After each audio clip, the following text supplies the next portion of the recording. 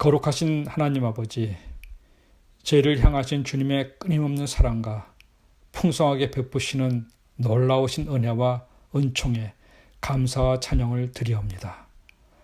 일찍이 저희들을 구별하여 선택된 남은 백성 삼으시고 여기까지 인도하신 섭리하심에 감사합니다. 지난 한 주간도 우리를 어려운 세상 삶 가운데 보호하여 주시고 복된 안식이 시작되는 이 시간 귀한 예배와 기도와 말씀과 찬양으로 주님께 경배드리게 하시오니 감사합니다. 이 거룩한 안식일 예배 시간을 온전히 주장하사 이 예배를 받아주시고 약속하신 큰 은혜로 저희들 빈 심령을 채워주셨기를 기도합니다. 어느덧 11월 첫 안식일을 맞았습니다. 저희들 각자의 믿음의 모양도 하나님 앞에 더욱 신실하게 또 오직 한 마음으로 겸손히 주님을 섬기게 하시고 각 가정에 주님의 축복하심이 함께 하셔서 결실의 계절에 풍성한 열매를 맺는 부요함을 허락하여 주시옵소서. 이제 말씀을 대언하실 주의 종에게 성령님 임하셔서 생명의 말씀으로 저희들 빈 심령을 채워주시고 또 저희들 말씀을 들음으로 주의 선하심과 인도하심을 경험케 하시오 예배를 통하여 하늘 평안을 느끼고 또 주의 음성을 듣는 기쁨 충만한 예배가 될수록 인도하여 주시옵기를 주 예수 그리스도의 이름으로 기도합니다. 아멘. 성도 여러분 안녕하십니까? 저는 오늘 이 시간 요한복음 1장 37절에서 42절에 있는 말씀을 본문으로 제자들과의 만남 첫 시간으로 이렇게 제목을 정해보았습니다. 예수님이 요한복음에서 제자들을 처음으로 만나는 그러한 내용이 오늘 본문의 내용입니다. 사람은 처음부터 누군가를 의지하면서 살도록 창조되었습니다. 혼자서는 태어날 수도 없고 생명을 받았지만 태어나도 양육을 받고 살아가는 법을 배워야만 인간은 인간답게 살아갈 수 있습니다. 마음을 몰라주는 야속한 자식들을 향해 부모는 종종 이런 말을 합니다. 잘 것 못 자고 먹을 것 못 먹어가며 키워놓았더니 저 혼자 큰 줄 알아. 그리고는 후렴처럼 이 말에 따라오는 그런 말이 늘 있습니다. 저도 자식 낳아 키워봐야 부모 속을 알지. 하지만 그렇게 말하면서도 속으로는 너 꼭 빼닮은 자식 낳아서 너도 속 좀 끌어봐라. 그런 이 말도 하고 그런 마음도 있는 것입니다. 그렇게 말하는 부모도 자식 낳아 길러보고 얻은 깨달음이니 사람은 별 수 없는 것입니다. 시인 서정주 씨는 이렇게 말했습니다. 나를 키운 건 팔할이 바람이다. 여러분, 이 말이 무슨 의미일까요? 곰곰이 생각해 보면 우리 인간을 키운 것은 팔할이 내 인생에서의 누군가와의 만남일 것입니다. 더 나아가 그 만남 중에서도 하나님과의 만남이 우리를 키웠다 해도 과언이 아닐 것입니다. 즉, 모든 인간은 하나님과의 만남과 내 삶 속에서의 만나는 사람들과의 만남이 그것이 서정주 시인의 표현대로 우리를 키운 팔할이라고 해도 과언이 아닐 것입니다. 디트리 본회퍼, 유명한 독일 신학자인데요. 이 사람은 루터교의 목사이자 신학자이면서 동시에 반나치 운동가였습니다. 아주 유명한 사람이기 때문에 아예 이 신학교에서는요, 본회퍼의 삶에 대한 그 클래스가 한 학기 개설될 정도로 정말 유명한 분입니다. 이 본회퍼는 아돌프 히틀러를 암살하려는 계획에 가담했다가 체포되어서 감옥에 갇혔고 독일 수용소에서 1945년에 교수형에 처해서 죽게 됩니다. 사실 그는 그 당시에 미국으로 망명해서 미국의 유니온 신학교 교수 자리로 올 수 있었습니다. 자리까지 다 이미 마련돼 있었습니다. 그러나 그는 조국인 그 독일이 히틀러 나치 치하에서 잘못된 길로 가는 것을 바꾸기 위해서 그 미국 신학교 교수 자리를 내던지고 독일로 돌아갔고 결국엔 처형당하게 된 것입니다. 그가 죽을 때 그의 죽음을 목격했던 강제 수용소 담당 의사는 그 죽을 때의 모습을 이렇게 회상합니다. 막사에 있는 방의 반쯤 열린 문을 통해 나는 본회퍼 목사가 죄수복을 벗기 전에 바닥에 무릎을 꿇고 자신의 주 하나님께 진심으로 기도하는 모습을 보았다. 나는 이 사랑스러운 사람이 기도하는 방식을 보고 깊은 감명을 받았다. 어찌나 경건한지 하나님이 그의 기도를 들어주셨다고 확신할 정도였다. 그는 형장에서 다시 짤막한 기도를 드린 다음 용감하고 침착하게 계단을 밟고 교수대에 올랐다. 그리고 몇 초 뒤에 죽었다. 지난 50년간 의사로 일하면서 이토록 경건하게 죽음을 맞이한 사람을 본 적이 없다. 이 형을 집행한 나치 군인들도 전율할 정도로 죽음 앞에서 본회퍼가 보여준 그 의연함은 십자가 위에서 부활을 내다보면서 자기 몫의 고통을 다 감당한 그 청년 예수와의 만남 때문이었습니다. 형 집행을 책임졌던 로마의 백부장이 예수님을 보고 전율했듯이 나치 군인도 본 회포를 보는 순간 자신이 수치스럽게 느꼈던 것입니다. 오늘 본문을 통해서 우리는 사람과 사람의 일상적 만남이 영원으로 이어지는 만남이 되는 기적을 묵상해 보도록 하겠습니다. 그리고 이 일을 위해 충성스러운 중매쟁이로 부르심을 받아 살았던 사람들, 그 예수님의 제자들도 우리는 오늘 본문을 통해서 만나게 되는 것입니다. 간절히 바라기는 오늘 이 예배를 통해서 저와 여러분들도 역시 이 영광스러운 만남, 영원까지 이어지는 만남을 주선하는 중매쟁이로 결심하게 되는 그러한 한 시간이 되시길 간절히 바랍니다. 오늘 본문 요한복음 1장 37절에서 38절은 이렇게 말하고 있습니다. 두 제자가 그의 말을 듣고 예수를 따르거늘 예수께서 돌이켜 그 따르는 것을 보시고 물어 이르시되 무엇을 구하느냐? 이르되 랍비여 어디 계시오니까 하니 랍비는 번역하면 선생이라. 방금 읽은 이 말씀에서 두 제자가 그의 말을 듣고라고 말하고 있는데요. 여기서 두 제자는 바로 침례 요한의 제자를 말하는 것이고 그의 말을 듣고 할 때 그는 침례 요한을 가리키는 말입니다. 즉 침례 요한의 말을 듣고 침례 요한의 두 제자가 예수님을 따랐다라는 뜻입니다. 그런데요, 방금 읽은 이 구절에서 예수님을 따라온 침례 요한의 두 제자가 예수님께 뭐라고 묻습니까? 랍비여 어디 계시오니까? 여러분 좀 이상하죠? 이 질문이? 잘못 말했습니다.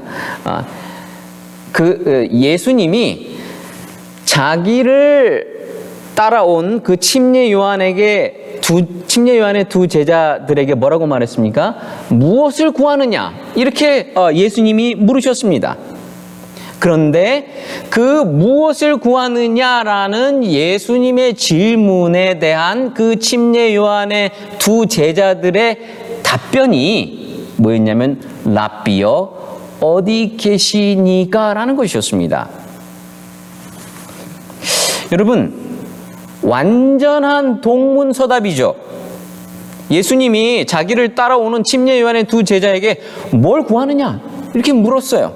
그러면 이러이러해서 제가 주님을 따르고 싶습니다 라고 대답해야 되는데 그렇게 대답하는 게 아니고 무엇을 구하느냐라는 질문에 대해서 랍비여 선생님이여 어디 계시오니까 라고 이 두 침례 요한의 제자들이 대답했다라는 것입니다. 도대체 이 부분이 무엇을 의미할까요? 예수님이 무엇을 구하느냐 말씀하셨는데 그 말에 담긴 의미는 자명하죠. 너희가 나를 따라옴으로써 얻길 원하는 것이 무엇이냐? 그런 의미입니다. 다시 말하면 예수님이 그 침례 요한의 두 제자가 자기를 따라오는 것을 보시면서 너희들이 나를 따라오려는 동기가 뭐냐? 이렇게 물은 것입니다. 이 당시에 많은 사람들은요, 빵과 고기를 얻기 위해서 예수님을 따랐습니다. 어떤 사람은 명예를 얻기 위해서 따랐고 또 어떤 사람은 병 고침을 받기 위해서 예수를 따랐습니다. 즉 사람들은요, 예수를 따름으로써 무엇을 얻기를 원했다라는 것입니다. 사실 이것은 마가복음 10장 36절에 기록된 예수님이 요한과 야고보 그 두 제자에게 하신 질문과 매우 유사합니다. 마가복음 10장 36절은 말합니다. 너희에게 무엇을 하여 주기를 원하느냐? 이 질문에 요한과 야고보는 그 마가복음 10장 37절에서 주의 영광 중에 주의 좌우편에 앉게 해달라고 말했습니다. 바로 이것이 그들이 예수를 따르는 이유와 동기였습니다. 그들에게 예수를 따른다라는 것은 곧 투자였던 것입니다. 더 많이 오르고 더 높이 오르고 더 빨리 차지할 수 있는 길, 그걸 위해서 예수를 찾았던 것입니다. 그런데 여러분, 누군가를 따른다라는 것은 버림을 전제하고 있습니다. 버리지 않으면 따를 수가 없습니다. 아브라함을 부르셨을 때, 하나님의 명령을 그가 선택했을 때 그는 그의 모든 재산, 그의 모든 집, 고향을 버려야만 했습니다. 따르기 위해선 버릴 수밖에 없습니다. 그뿐만 아니라 이 공간복음에 보시면 예수님이 나를 따르라고 제자들에게 말했을 때 제자들이 그물과 배를 버려두고 예수를 쫓았다라고 성경은 기록하고 있습니다. 그렇기 때문에 따른다라는 것은 버린다는 것을 전제하고 있는 것입니다. 그렇다면 오늘 저와 여러분들이 정말로 예수를 따른다고 한다면 그러기 위해서 저와 여러분들은 무엇을 버리고 무엇을 포기하고 있는지 곰곰이 생각해 보아야 할 것입니다. 우리가 예수를 따르는 것이 우리 영혼의 평안을 위한 것이라면 사실 영혼의 평안은 요가나 명상을 통해서도 얻을 수 있습니다. 우리가 예수를 따르는 이유와 동기가 물질적 넉넉함 때문이라면 세계적인 그 재벌들의 삶을 카피하면 됩니다. 투자 잘하는 사람에게 배우면 됩니다. 우리가 육신의 건강 때문에 예수를 찾는다면 치료 잘하는 유명한 의사를 찾아가면 됩니다.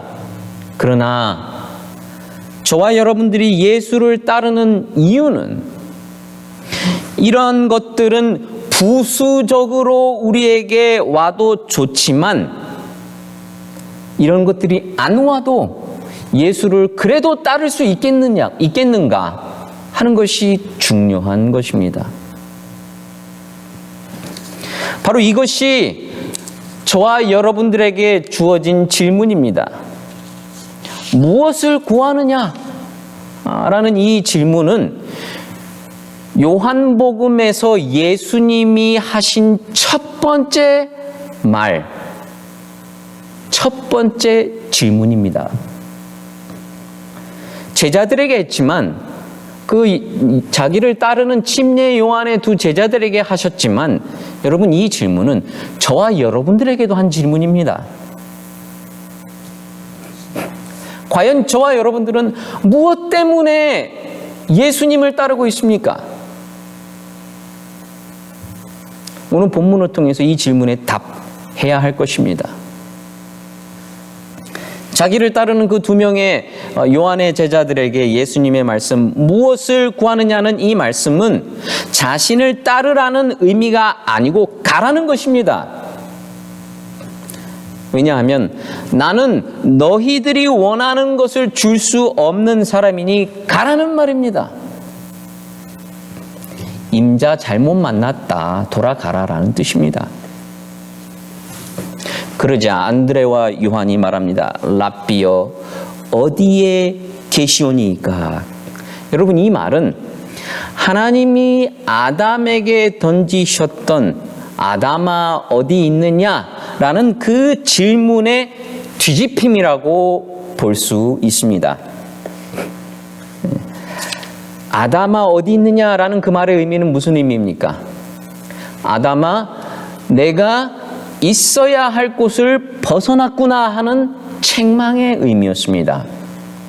아담이 있어야 할 장소는 어디였습니까? 하나님 앞이었습니다. 하나님의 낫 앞이었습니다. 그런데 하나님께 등을 졌습니다. 하나님의 낯을 떠났습니다. 하나님과 마주보는 얼굴을 낯을 마주보는 관계였는데 하나님과 등지고 말았습니다. 바로 이것이 하나님이 인간에게 던진 첫 번째 질문이었습니다. 그런데 오늘 본문에서 진리를 구하는 예수님의 제자들이 예수님께 와서 어디 계십니까? 라고 묻는 것입니다. 정말 제가 말씀드린 것처럼 동문서답같이 말도 안 되는 답변인 것 같지만 여기에 중요한 의미가 있다고 저는 생각합니다. 이것은 구체적 장소에 대한 질문이 아니고 라삐어 어디 계시니까 라는 이 말은 어떤 구체적 물리적 장소에 대한 질문이 아니고 예수님의 영혼이 그 영이 머물고 있는 자리를 묻고 있는 것입니다. 즉, 이 말은 이 두 제자들이 예수님을 얼마나 간절히 알기 원하는지를 표현하는 말이다 라는 것입니다. 스승과 함께 있고 싶다는 뜻이고 예수님의 제자가 되고 싶다라는 뜻이라는 말입니다. 이들은 아직 예수님에 대해서 잘 알지 못했습니다. 그들의 스승이었던 침례 요한에게서 예수님이 바로 저분이 그분이다. 저분이 메시아다. 저분이 바로 하나님의 어린 양, 세상 죄를 지고 가는 하나님의 어린 양이고 하나님의 아들이다라는 가르침은 들었지만 침례 요한 자신도 사실 이 예수님에 대해서 충분히 알지 못했기 때문에 그의 제자들은 예수님에 대해서 아무것도 모른다 해도 과언이 아닙니다. 그러므로 이 두 명의 침례 요한의 제자들이 예수님께 라삐어 어디 계시오니까 라고 말한 것은 스승님, 저희 스승이신 침례 요한께서 이제 스승님의 시대가 왔다고 하셨습니다. 이제 자신이 할 일은 다 하셨다라고 하셨습니다. 그리고 저희더러 예수님을 따라서 예수의 뜻을 행하는 자들이 되라고 하셨습니다. 그러므로 저희는 스승님을 더 알고 싶고 배우고 싶습니다. 저희를 제자로 받아주십시오. 바로 이것이 라삐어 어디 계시오니까 라는 말의 의미인 것입니다. 결국 안드레와 요한은 그들의 스승이었던 침례 요한의 조언과 가르침에 따라 예수님을 알고자 하는 마음이 강렬했기 때문에 예수님과 함께 동행하고 싶었던 것입니다. 그래서 내가 너에게 무엇을 해주길 원하느냐 하는 예수님의 질문에 주님 계신 곳이 어디입니까? 그곳에서 같이 동행하고 싶습니다. 라고 말하는 믿음의 사람들이었던 것입니다. 여러분, 믿음은 계명을 지키고 그 계명을 마음으로 동의하는 것 이상을 의미합니다. 예수님과 함께 있고자 하는 마음, 예수님과 동행하고자 하는 마음, 예수님의 그 마음과 하나가 되고 싶어 하는 마음, 예수님의 영과 일치가 되고 싶어 하는 마음, 바로 이것이 믿음인 것입니다. 그러자 예수님이 뭐라고 하십니까? 요한복음 1장 39절은 말합니다. 예수께서 이르시되 와서 보라. 그러므로 그들이 가서 계신 데를 보고 그날 함께 거하니 때가 10시쯤 되었더라. 예수님이 뭐라 그러셔요? 와서 보라. 여러분, 이 말이 무슨 뜻일까요? 와서 보라. 중요한 의미가 있습니다. 삶의 정수는 말로 전달되는 것이 아님을 말해주고 있습니다. 삶의 정수는 말로 전해지는 것이 아니라 체득되어야 합니다. 여러분, 체득이라는 말 아시죠? 그게 한자로 몸 체자에 득자는 얻을 득자입니다. 그러니까 체득하다라는 말은 몸으로 얻는 것입니다. 몸으로 깨닫게 되는 것입니다. 진리라는 것은 말로 전해지는 것이 아니고, 말로 이해할 수 있는 것이 아니고, 몸으로 이해되고 몸으로 경험되고 몸으로 얻어야 하는 것이지 언어를 통해서 전달되는 것이 아니다라는 의미예요. 예수님이 하신 와서 보라라는 그 말은요.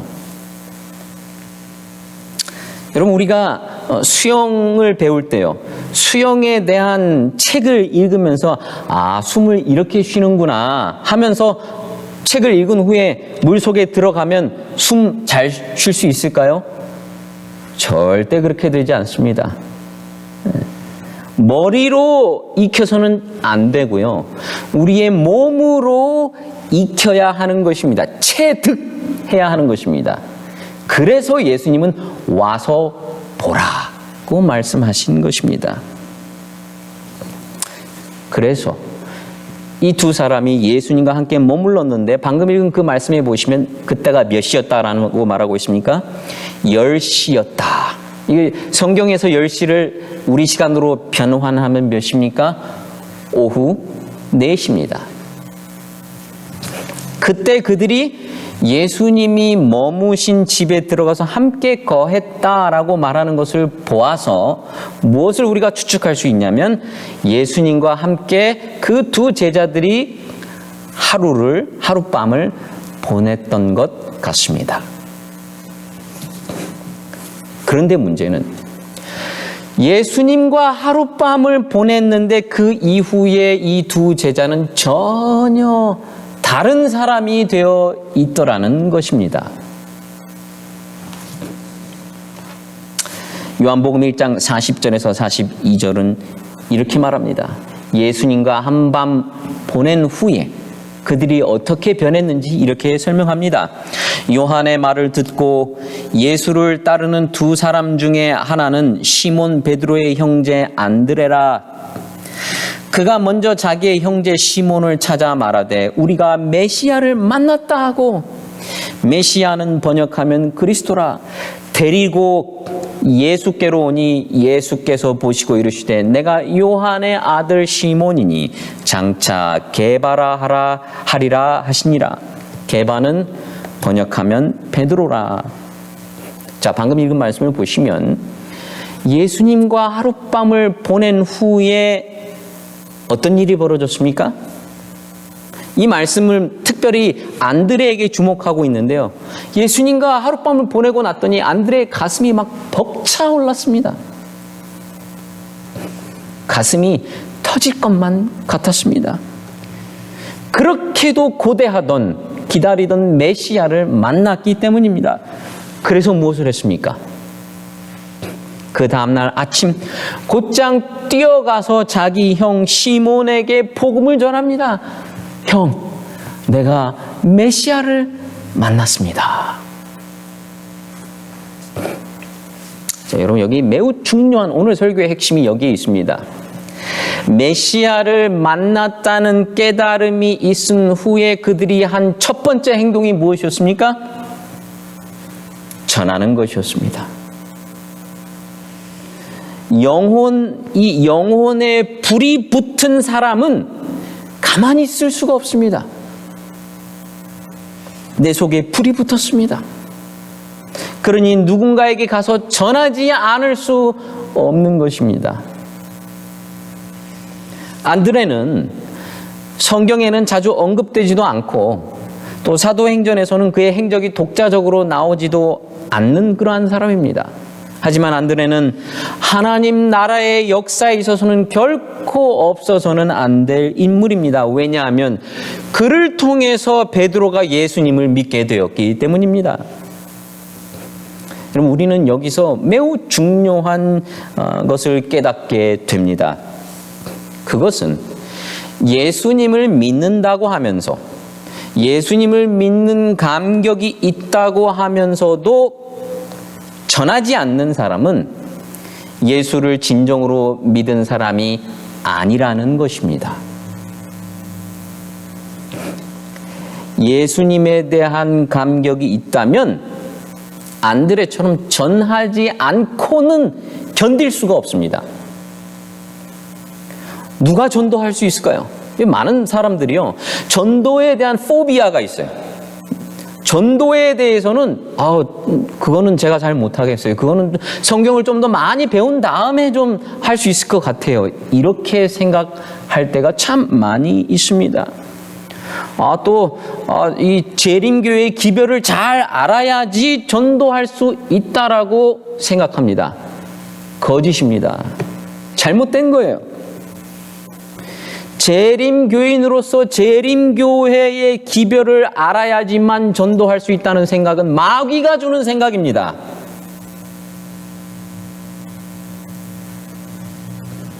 새 천사의 기별 몰라도 전도할 수 있습니다.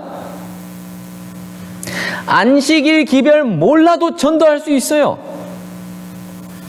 조건적 영혼 불멸 사상 몰라도 전도할 수 있어요. 엘렌 G 화이트 예언의 신 몰라도 전도할 수 있어요. 있어야 돼요. 성소 기별 하나도 몰라도 전도할 수 있습니다. 안드레가 지금 이것을 증명해 주고 있습니다. 안드레는 성소 기별 몰랐어요. 안드레는 안식일 기별 몰랐어요. 예언의 신, 예언의 선물 몰랐어요. 새 천사의 기별도 몰랐어요. 그런데 전도했잖아요. 그것도 베드로를. 여러분, 안드레는요, 전도를 위해서 개인 전도 훈련을 받거나 제자 훈련 받은 적이 없어요. 신학교 근처에도 가보지 않았어요.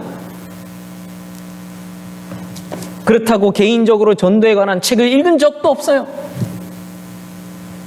단지 하룻밤 예수님을 만나서 예수님과 함께 보냈고, 하룻밤 지나고 나니까 그의 형제인 베드로도 예수님을 알기를 안드레는 간절히 원했을 뿐이에요. 여러분, 전도는 어려운 것이 아닙니다. 전도는 지식을 전달하는 게 아니에요. 다니엘 계시록을 전하는 게 전도가 아닙니다. 많은 재림교인들이 이 부분에 대해서 착각하고 있어요.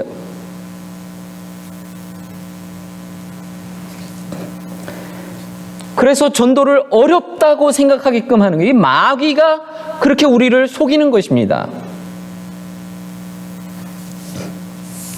오늘 본문을 보시면, 이 안드레의 경우를 보시면 전도는 지식적인 것이 아닙니다. 전도는 그렇게 어려운 것이 아닙니다. 자기가 경험한 예수, 자기가 만난 예수, 자기가 본 예수를 감격에 겨워서 그냥 있는 그대로 전하는 것이 전도입니다. 그 안드레가 베드로에게 그래서 뭐라고 했길래 베드로가 예수님을 찾아옵니까? 거창한 신학적 말이 아니었어요. 안드레가 베드로에게 한 말은 한마디였습니다. 와 보라. 여러분, 우리가 이 한마디 정도는 할 수 있지 않겠습니까? 와 보라. 이게 전도입니다.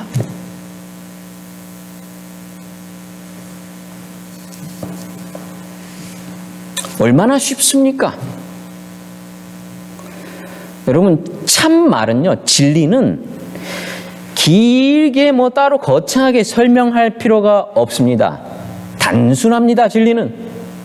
그런데 거짓말일수록 설명이 화려하고 말이 길어집니다. 여러분, 뚜쟁이라고 불리는 중매쟁이를 보면 이 재미있는 것이 하나 있습니다. 조금 모자란 그 신랑을 소개할 때 보면 말이 많아집니다.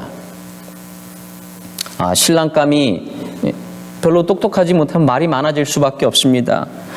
그 신랑은 성격이 참 좋아서 주는 대로 잘 받아 먹는다느니, 벌어온 돈은 몽땅 다 부인 갖다 줄 것이라느니, 잡다한 이야기를 늘어놓습니다. 그 이야기를 뒤집어서 얘기하면 무슨 의미입니까? 신랑이 변변치 않다라는 말입니다. 그런데요, 이 중매쟁이들은요, 진짜 괜찮은 신랑감을 소개할 때 이렇게 잡다한 말 안 한다 그럽니다. 딱 한마디 한다 그럽니다. 한번 만나봐. 그 한마디, 그걸로 끝이라는 것입니다. 만나보면, 한 번만 만나보면 푹 빠지게 된다라는 거예요. 그러니 그 설명 다 필요 없고, 그 사람의 스펙도 다 필요 없고, 그냥 한 번만 만나봐. 왜 그럴까요? 진짜이기 때문입니다. 예수님도 마찬가지예요. 예수님을 만나보면 말이 필요 없어요. 그저 한 번 와봐. 예수님 한 번만 만나봐. 이걸로 충분한 것입니다. 말로 전도하는 게 아니고 그래서 체득되어야 한다는 거예요. 요한복음 4장의 수가성 여인도 마찬가지입니다. 그가 예수님을 만난 후에 그 사람들 만나기 싫어하고 사람들 만나기 싫어서 숨어 지내고 사람들이 안 오는 시간에 우물가에 와서 우물물 퍼가는 그런 여자가 예수님을 만난 다음에 온 동네 방네 사람들 찾아가면서 시끄럽게 와보라, 내가 예수를 만났다라고, 메시아를 만났다라고 전하게 되지 않습니까? 그때에 사마리아 사람들이 예수님을 만난 후에 그 수가성 여인에게 뭐라고 말했냐면 요한복음 4장 42절에 이렇게 말합니다. 그 여자에게 말하되 이제 우리가 믿는 것은 내 말로 인함이 아니니 이는 우리가 친히 듣고 그가 참으로 세상의 구주신 줄 알미라 하였더라. 지금 무슨 말이냐면 수가성 여인의 전도하는 그 말 때문에 우리가 믿은 게 아니라는 거예요. 예수님은 설명이 필요가 없는 분이라는 거예요. 이 예수님을 만나도록 예수님의 은혜를 깨닫도록 하기만 하면 우리의 말이 아니라 예수님의 능력으로 말미암아 능히 복음을 영접할 수 있게 된다는 의미입니다.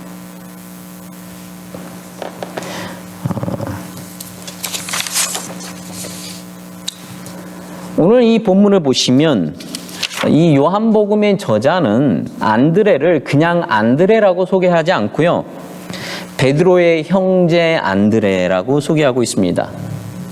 모르긴 몰라도 안드레는 평생 자기가 전도해서 예수님을 알게 된 형제 베드로의 그늘에 늘 가려진 채 살아야만 했을 것입니다. 인간적으로 볼 땐 썩 달갑지 않은 그늘입니다. 형과 비교되는 동생과 비교되는 형으로 사는 것은 그렇게 유쾌한 일이 아닙니다. 그러나 그리스도인은 달라야 합니다. 요한복음에서 안드레는요, 예수님을 만난 후에 최초로 복음을 전한 전도자로 등장하고 있습니다. 그렇기 때문에 제가 아까 말씀드렸다시피 안드레는 하나님 나라의 역사에 있어서 결코 없어서는 안 될 인물입니다. 그를 통해 베드로가 예수님을 믿게 되었기 때문입니다. 여러분, 저와 여러분들 우리 모두가 다 베드로로 부르심을 받지 않았습니다. 어쩌면 대부분 안드레로 부르심을 받았을지 모르겠습니다. 중요한 것은 위대한 베드로도 누군가의 도움으로 예수님을 만났다라는 사실입니다. 안드레에게는 단지 베드로 한 사람이었을 뿐이고 가족의 일원이었을 수 있지만 그 한 사람의 변화로 인해 새로운 교회의 역사가 시작될 수 있었던 것입니다. 수많은 신앙 위인들의 전기가 우리에게 감동을 주는 이유가 바로 여기에 있습니다. 그들은 모두 우리와 같이 평범하고 보잘것없고 성경에 대해서 별로 아는 것 없는 아줌마, 아저씨, 삼촌, 형, 언니에게서 복음을 듣고 예수님을 영접하고 그들의 인생이 바뀌게 되었습니다. 대학생 선교회를 시작한 빌 브라이트와 위대한 전도자 빌리 그레엄은 기억하지만 그들을 양육한 성경 교사 할머니 헨리에타 미어즈를 아는 사람은 거의 없습니다. 존 스토트는 기억하지만 그를 주님께로 인도한 캠프 지도자 에릭 내쉬를 아는 사람은 거의 없습니다. 지극히 평범한 일상이 만들어낸 기적입니다. 평범하지만 보화를 가슴에 품고 다가간 만남이 누군가를 영원까지 이어질 만남으로 이끈 것입니다. 바로 안드레와 같은 저와 여러분들을 통해서 하나님은 이 일을 하시기 원하십니다. 안드레는 흥분해서 베드로에게 메시아를 만났다. 헬라어 원문을 보시면 메시아를 찾았다라고 표현되어 있습니다. 그러니까 안드레는요, 자신의 말과 논리로 베드로를 설득하려고 하지 않았습니다. 아마도 자기처럼 예수님을 직접 만나지 않고는 도저히 자기 말을 믿으려고 하지 않을 것이라고 생각했을 것입니다. 예수님과 함께한 것, 예수님과의 만남, 예수님과의 그 하룻밤의 만남이 안드레를 변화시켰듯이 베드로가 예수님을 한 번만 나처럼 만나기만 하면 동일한 그 일이 일어날 것이라고 안드레는 믿었던 것입니다. 그래서 안드레는 복잡한 말, 긴 설명하지 않고 베드로에게 와 봐 라고 말합니다.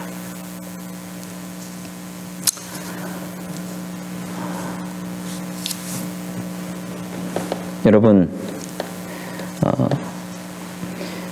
그래서 베드로가 예수님께 나오자 예수님이 베드로에게 말합니다. 내가 요한의 아들 시몬이구나. 장차 게바라 하리라. 이렇게 말씀하십니다. 여러분, 베드로에게 이름이 3개가 있습니다.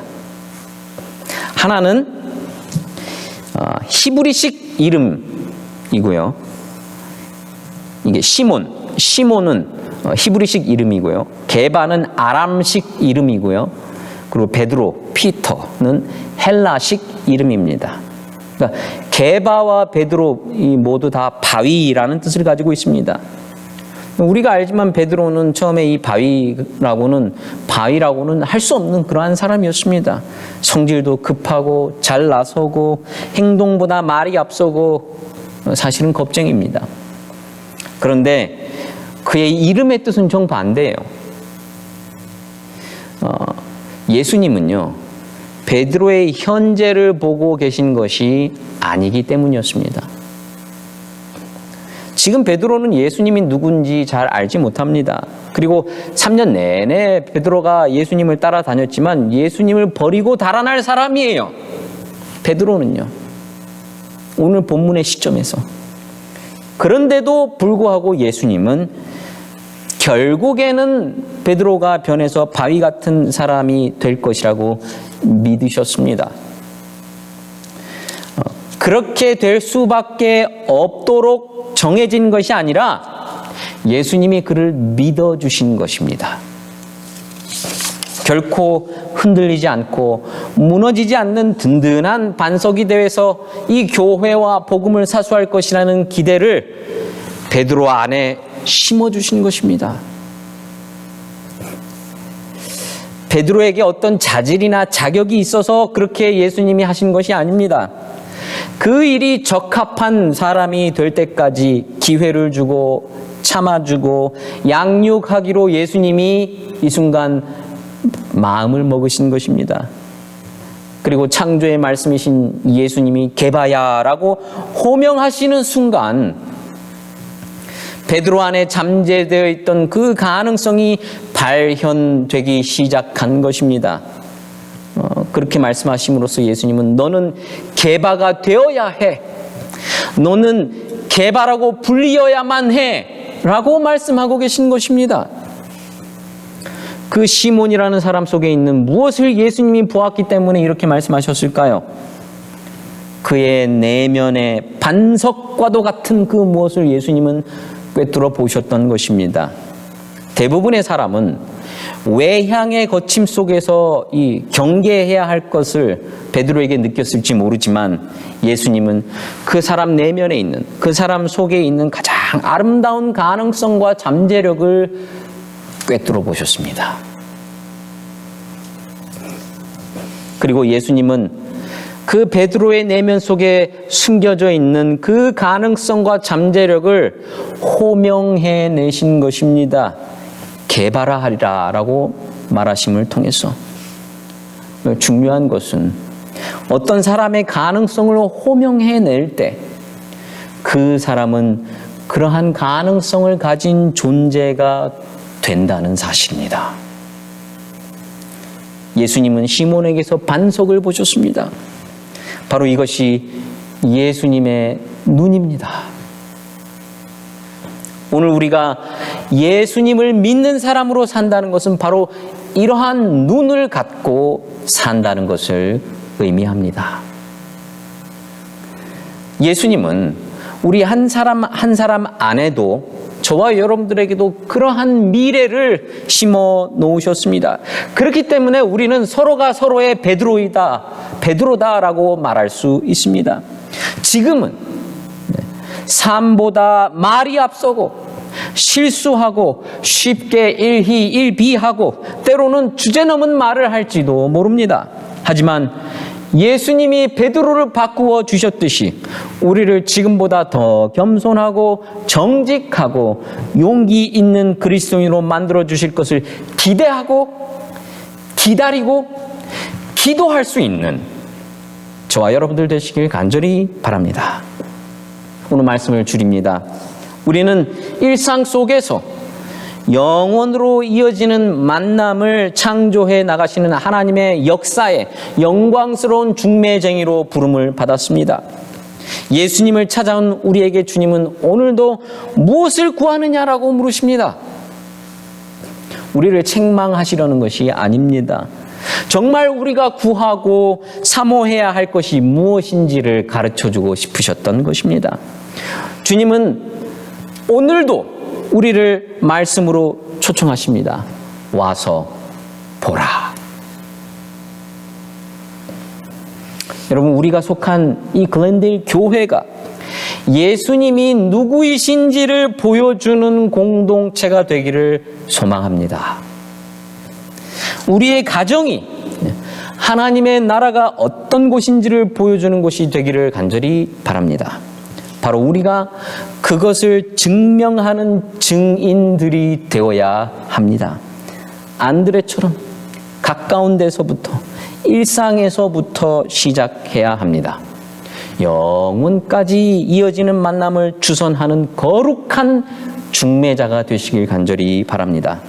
예수님은 오늘도 우리의 부족한 것을 보지 않으시고 장성한 어른의 신앙으로 자라난 미래를 바라보시면서 우리를 맞아 주십니다. 바위 같은 신앙으로 빚어가실 하나님의 손에 우리의 인생을 맡기게 되시길 간절히 바랍니다. 그리고 저와 여러분들도 예수님이 그러하셨던 것처럼 우리가 만나는 누군가의 가슴에서 그 사람의 내면에서 거룩한 가능성을 보고 그의 이름을 호명해 줄 수 있게 되시길 간절히 바랍니다. 기대하고 기도하고 기다려줌으로 바위가 되듯이 그들도 자라날 것을 믿음의 눈으로, 예수 그리스도의 눈으로 바라볼 수 있게 되시길 간절히 바라면서 오늘 말씀을 줄입니다.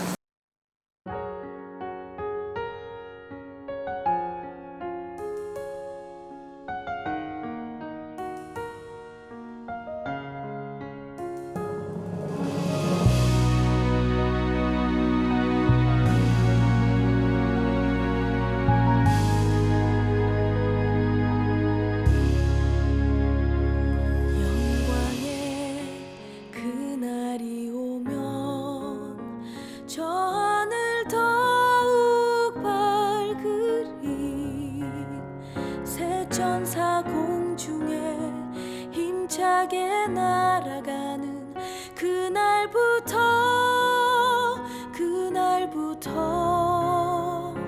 주의 중보 마치고 만왕의 왕 오실 그때까지 새 천사여 날개를 펼쳐라. 영광의 그날이 오면 온 세상 더욱 빛나리. 영원한 복음이 담대히 외쳐지는 그날부터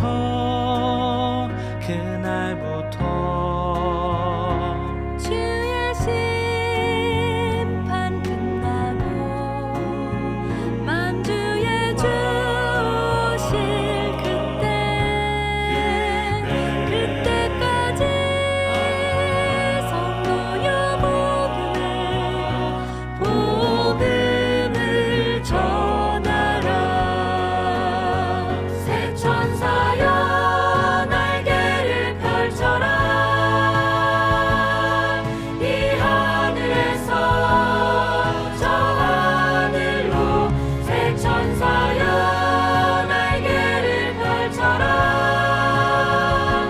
기별 속히 전하라.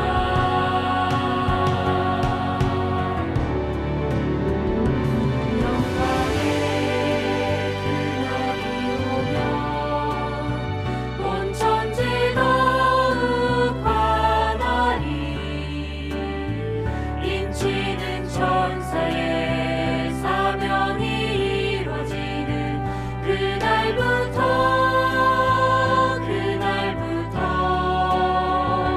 주의 백성 구하러 영광의 왕 오실 그때까지 남은 자여 복음을 전하라. 남은 자여 창조주 전하라.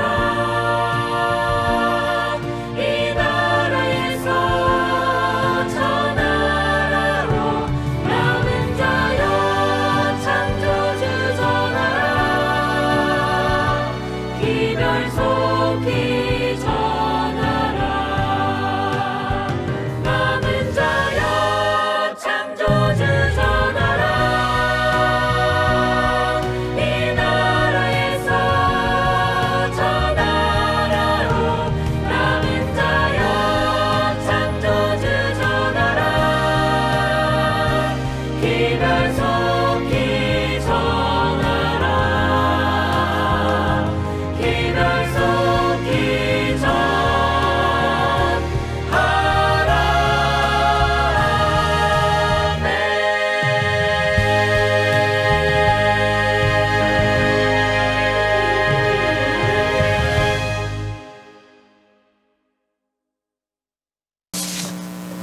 다 같이 기도하시겠습니다.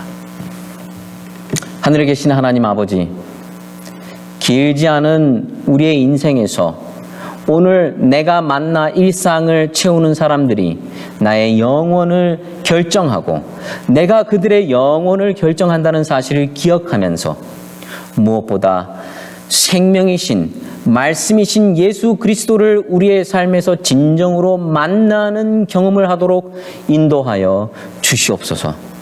안드레와 요한처럼 주님과 함께 있고자 하는 마음, 주님과 동행하고자 하는 마음을 우리에게도 허락하여 주시옵소서.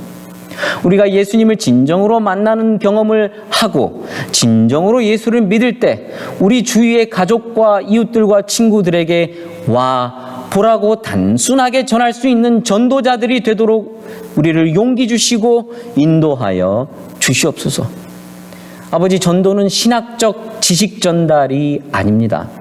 내가 경험한 예수, 내가 본 예수, 내가 그분께 감격했던 것들을 있는 그대로 전하는 것이 전도임을 기억하면서 예수를 전하고자 하는 마음이 우리의 마음속에서 충만하도록 인도하여 주시옵소서. 또 우리가 만나는 누군가의 가슴에서 거룩한 가능성을 보고 예수님처럼 그 가능성을, 그의 이름을 호명할 수 있는 마음 허락하여 주시옵소서. 기대하고 기도하고 기다려줌으로써 바위가 되듯이 그들도 자라날 것을 믿음의 눈, 예수님의 눈으로 바라볼 수 있도록 인도하여 주시옵기만을 사랑이 무한하신 예수님의 이름으로 간절히 축원합니다. 감사합니다.